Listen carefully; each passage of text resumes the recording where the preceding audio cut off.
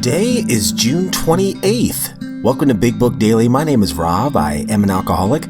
It is a thrill, honor, and joy to be here with you today as we journey through the Big Book of Alcoholics Anonymous and the 12 Steps and 12 Traditions. Today out of the Big Book, we are going to continue our through the core text of Vision for You from Chapter 11, pages 156 and 157. And out of the 12 and 12, we're going to begin tradition number 12. It's the last part of our 12 and 12 book here, page 184. We're going to read that today. And as far as the personal stories go, what I was thinking is dedicating the personal stories, an entire episode to one personal story from time to time. I don't know how frequently that would be, maybe once a week or twice a month, something like that. But I feel like that would help the story narrative kind of be a little bit better, a little bit more cohesive. And then instead of, reading a paragraph here and there, the way I've been doing it. But in replacement of the personal stories in the daily episodes, what I was hoping to do are the daily reflections and 24 hours a day. There's short readings. It will be easy for me to manage as far as editing goes. And I definitely want to keep doing this a little longer. So I think this could be a way to do that. And again, also weave in the personal stories where I can. I hope that doesn't offend anybody in any way. If anything, it's more content and less of me, so that might be a good thing. So anyways, with all that, let's go ahead and get to the good stuff. So we are about halfway through A Vision for You, the final chapter in the core text of the Big Book. And, this is the second time around that we've been through this. It's hard to believe we're about to finish it up again. I feel like every time I read this, I get a little something new out of it. But anyways, we're on 156. We're reading 156 and 157 today. Oh, and by the way, so we were telling this story between Dr. Bob and Bill and how they eventually meet number 3. And we were talking about how something was telling Bill, no, instead of going to that hotel bar, let me look up this church directory. Maybe I can help somebody else. And I pulled him off of the very, very thin ice that he was on, and it helped him to stay sober. And here you've got the co-founders of AA in the making. And the last thing we talked about yesterday was Dr. Bob was afraid to tell everybody about his drinking. But he decides to face his fears, and we'll see how that goes here. One morning, he took the bull by the horns and set out to tell those he feared what his trouble had been. He found himself surprisingly well received and learned that many knew of his drinking. Stepping into his car, he made the rounds of people that he had hurt. He trembled as he went about, for this might mean ruin, particularly to a person in his line of business. At midnight, he came home exhausted, but very happy. He has not had a drink since. As we shall see, he now means a great deal to this community, and the major liabilities of 30 years of hard drinking have been repaired in 4. But life was not easy for the two friends. Plenty of difficulties presented themselves. Both saw that they must keep spiritually active. One day they called up with the head nurse at a local hospital. They explained their need and inquired if she had a first-class alcoholic prospect. She replied, "Yes, we've got a corker. He's just beaten up a couple of nurses. Goes off his head completely when he's drinking. But he's a grand chap when he's sober, though he's been in here 8 times in the last 6 months. Understand he was once a well-known lawyer in this town, but just now we've got him strapped down tight." Here was a prospect, all right, but by the description, none too promising. The use of spiritual principles in such cases was not so well understood as it is now. But one of the friends said, "Put him in a private room. We'll be down." 2 days later, a future fellow of Alcoholics Anonymous stared glassily at the strangers beside his bed. "Who are you fellows, and why this private room? I was always in a ward before," said one of the visitors. "We're giving you treatment for alcoholism." Hopelessness was written large on the man's face as he replied, But that's no use.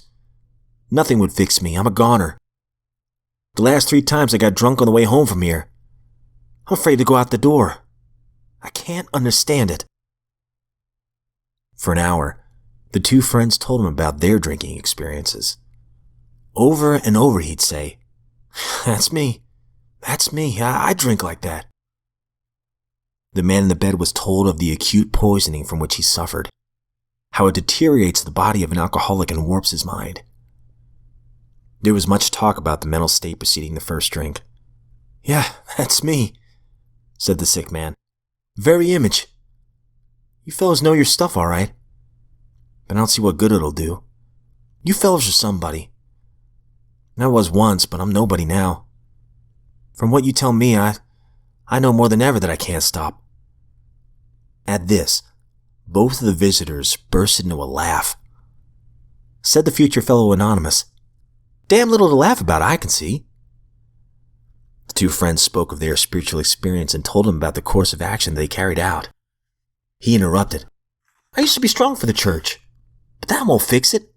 I've prayed to God on hangover mornings and sworn that I'd never touch another drop, but by 9 o'clock I'd be boiled as an owl." All right, that concludes today's reading in the core text. Great stuff here. Of course, this is referring to, as the footnote points out, Bill and Dr. Bob's first visit with AA number 3. And we learn about this person here, Bill Dotson, in the personal stories, which we've read already. And maybe we'll come back to one day. All right, moving on to the 12 and 12. All right, my friends, in today's reading, we're reading tradition number 12, the last of this entire book. Anonymity is a spiritual foundation of all of our traditions, ever reminding us to place principles before personalities. The spiritual substance of anonymity is sacrifice. Because AA's 12 traditions repeatedly ask us to give up personal desires for the common good, we realize the sacrificial spirit, well symbolized by anonymity, is the foundation of them all. It is AA's proved willingness to make these sacrifices that gives people their high confidence in our future. But in the beginning, anonymity was not born of confidence. It was a child of our early fears. Our first nameless groups of alcoholics were secret societies. New prospects could only find us through a few trusted friends. The bare hint of publicity, even for our work, shocked us. Though ex-drinkers, we still thought that we had to hide from public distrust and contempt. When the Big Book appeared in 1939, we called it Alcoholics Anonymous. Its foreword made this revealing statement. It is important that we remain anonymous because we are too few, at present, to handle the overwhelming number of personal appeals which may result from this publication. Being mostly business or professional folk, we cannot well carry on our occupations in such an event. Between these lines, it is easy to read our fear that a large number of incoming people might break our anonymity wide open.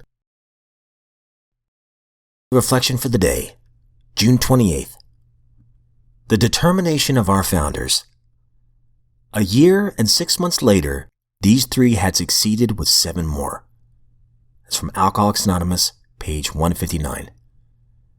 If it had not been for the fierce determination of our founders, AA would have quickly faded like so many other so-called good causes. I look at the hundreds of meetings weekly in the city where I live, and I know AA is available 24 hours a day. If I had to hang on with nothing but hope and a desire not to drink, experiencing rejection wherever I went, I would have sought the easier, softer way and returned to my previous way of life. And finally, the 24 hours a day, June 28th. AA thought for the day. You can prove to yourself that life is basically and fundamentally an inner attitude. Just try to remember what troubled you most a week ago. You probably will find it difficult to remember. Why then should you unduly worry or fret over the problems that arise today? Your attitude toward them can be changed by putting yourself and your problems in God's hands and trusting Him to see that everything will turn out all right, provided you are trying to do the right thing. Your changed mental attitude toward your problems relieves you of their burden, and you can face them without fear. Has my mental attitude changed? Meditation for the day. You cannot see the future. It is a blessing that you cannot. You cannot bear to know all of the future. That is why God only reveals it to you day by day. The first step each day is to lay your will before God as an offering, ready for God to do what is best for you. Be sure that if you trust God, what He does for you will be for the best. The second step is to be confident that God is powerful enough to do anything He wills, and that no miracle in human lives is impossible with Him. Then leave the future to God. Prayer for the day. I pray that I may gladly leave my future in God's hands. I pray that I might be confident that good things will happen as long as I am on the right path. Okay, that concludes today's reading. Since running up on time, I'll make this very, very quick. It's just amazing to me that in the big book, all the guys did was share their experience. They didn't preach at the guy or anything like that. They just talked about what happened to them. They shared their experience, strength, and hope and carried the message. But that's all we have for today. Thank you so much for listening. Again, I hope this new format is beneficial, and we will get to the personal stories again and finish them off. I'll probably read Twice Gifted first, since we didn't get to finish that one. As soon as I can, I'll do it all in one sitting. Story time with Rob. There you go. But hey, my friends, if you were sober today, you're a miracle. And those who love you are very proud of you. As always, I don't speak on behalf of AA or NA or anything like that. I'm just a friend in recovery. And if we are given another set of 24 hours, I look forward to seeing you right back here tomorrow.